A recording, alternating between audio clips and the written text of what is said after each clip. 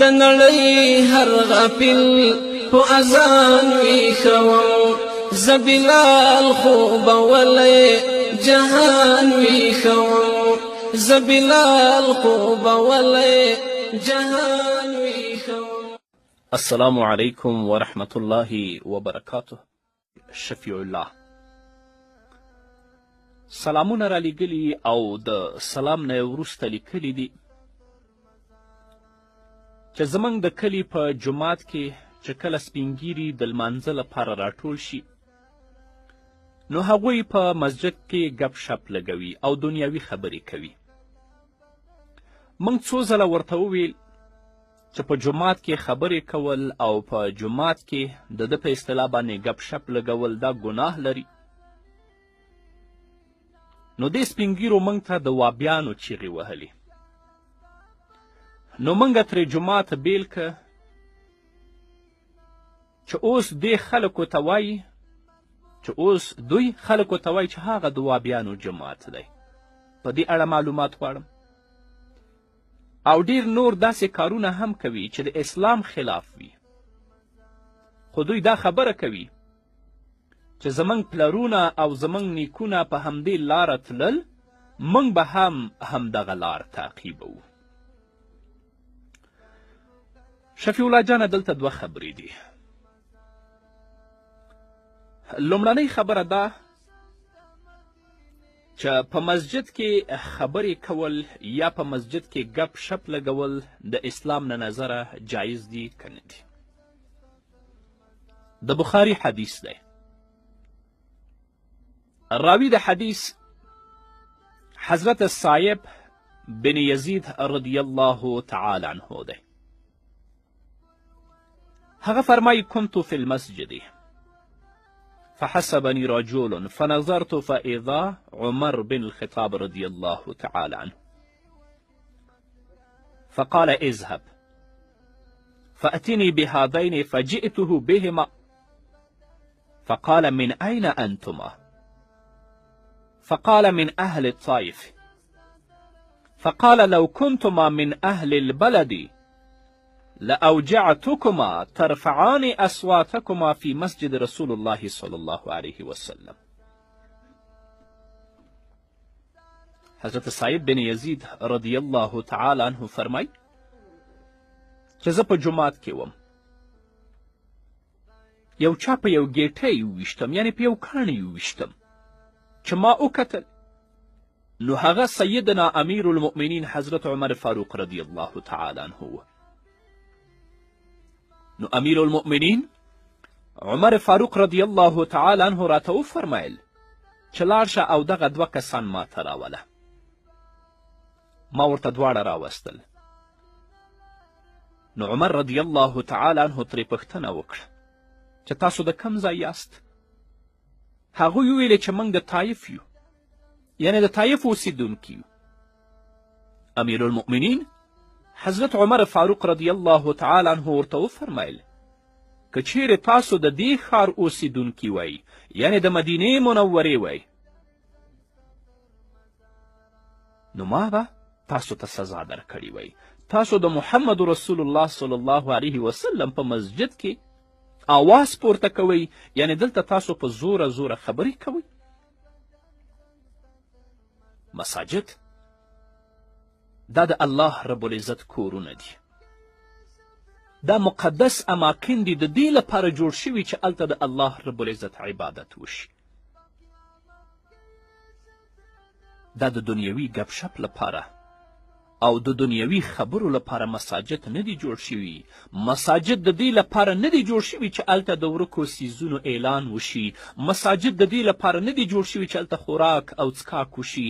مساجد د دې لپاره نه دي جوړ شوي چې هلته سوال وشي، بلکې مساجد د دې لپاره جوړ شوي چې هلته د الله رب العزت عبادت وشي. خو په تاسف سره باید ووایم چې زموږ په ټولنه کې په ځانګړې توګه په صحراو کې یا په مساجدو کې تواخانې دي یا هلته د لرګیو بخارۍ لګېدلې دي. نو 15 کسه په تواخانه کې ناست دي یا د بخارۍ نه راټول دي، بس د دنیا قصې شروع کړي دي. د نسوارو پاکټونه او د نسوارو غټې غټې قطۍ هم په جیبونو کې پرتې، هلته یې توکدانې ایښي چې نسوار واچوي بیا هلته یې ورتوکي. مسجد د دې لپاره جوړ شوی. الله اکبر.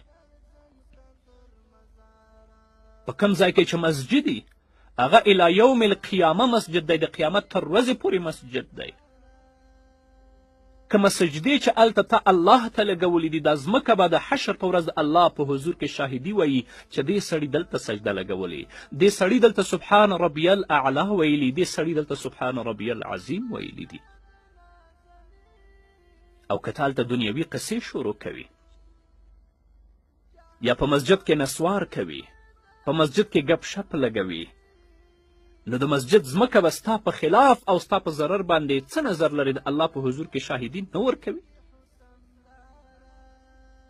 نو په مسجد کې دنیوي خبرې کول، په مسجد کې ګپ شپ لګول، په مسجد کې راټولېدل او هلته نسوار اچول، دا د مسجد د آدابو نه خلاف کار دی، دا د مسجد بې احترامي ده، دا د مسجد بې ادبي ده. هغه څوک چې په هغه مسجد کې امام دی، د هغه امام دا مسؤلیت دی، د هغه امام دا وظیفه ده چې داسې کسانو ته په مسجد کې اصلا وقت ورنه کړي، که نه دا امام به د حشر په ورځ د الله رب العزت په حضور کې مسؤول وي. او تاسو په دې باندې مه خفه کیږئ. نن ورځ چې کومه خبره د حق کیږي، که د چا د خواهشاتو خلاف وي یا د هغه شخصي ګټې تر پښو لاندې کیږي چې هغه سره منطقي دلیل نه وي، نو د هغه په خولې باندې همدغه کلمه جاری ده چې فلانی سړی یا وابي دی یا سلفي دی. الله دې دوی ته هدایت وکړي.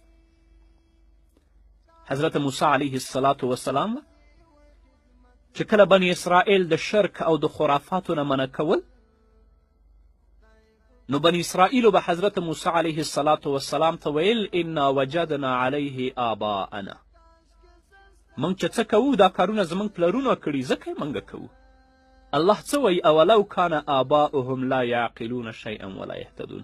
اگر که د دوی پلرونه داسې ول چې نه په څه پوهېدل او نه سمې لارې ته هغوی تللي ول، لاره یې موندلې نه.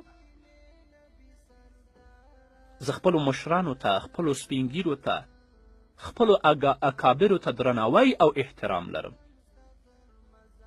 خو د هغوی هغه کارونه د تایید وړ دي، هغه کارونه د ستایلو دي چې هغه د قرآن او د سنت موافق وي. او که داسې وي چې د هغوی کارونه او اعمال د قرآن او د سنت خلاف وي، صرف یو رواج وي، یو دود وي، هغه کله هم موږ ته د منلو وړ نه دي. دا یوه خبره. او دویمه خبره چې یو جماعت وي، هلته د دویم جماعت جوړول شرعاً څنګه دي؟ فقها لیکي د ذاتي اغراضو د تکمیل لپاره او یا غیر شرعي امورو په وجه سره په قوم کې بې اتفاقي او اختلاف پیدا کول په خپله دا ګناه ده، او بیا د دې ګناه له ارتکاب څخه وروسته په مسلمانانو کې بې اتفاقي او اختلاف پیدا کول دا دوهم لوی جرم دی. هو که ستاسې جماعت جوړول د دې لپاره وي چې تاسو په قوم کې بې اتفاقي پیدا کړئ، په قوم کې او په مسلمانانو کې درس پیدا کړئ، د دې په جرموالي او د دې په ګناه کې کم شک نشته دی. خو که داسې وي چې ستاسو هدف په قوم کې بې اتفاقي نه وي، په قوم کې درس پیدا کول نه وي، بلکې تاسو د اسلامي اساساتو مطابق یوه ځمکه وقف کوئ او هلته په هغې ځمکې باندې تاسو مسجد جوړوئ، دا یوازې جایز نه بلکې یو ښه کار هم دی. بحر رایق دویم جلد کې 15 صفحه کې باب ما یفسد الصلاة و ما یکره فیها په دې کې لیکي واذا قسم المحلة المسجد وضربوا فيه حائطا ولكل منهم امام على حده ومؤذنهم واحد لا بأس به. یو جماعت دی، د محلې خلک راجګ شول، جماعت منځ کې دیوال وک، خو دا جماعت یو مؤذن لري، هغو ځان ته امام ونیوه او دی و ځان ته، دیوال نه هغه طرف ته یو امام دی او دیوال دې طرف نه بل امام دی. دا جایز دی، په دې کې کومه ستونزه نشته. نو که تاسو دا مسجد په دې نیت باندې جوړ کړی وي چې هلته کومو مسجد ته چې موږ ځو د حق خبرې کوو هغه په خلکو باندې بدې لګیږي، هلته جنګ و جګړه او بې اتفاقي جوړیږي، هیڅ کومه ستونزه نشته. اما که د یو سړي نیت د بل مسجد په جوړولو کې بې اتفاقي وي هغه نو بیا ګناه ده. قسمت می کوترا چې ولې زولنې دي، ډېر می ارمانونه په زړه د مدینې دي، ډېر می ارمانونه په زړه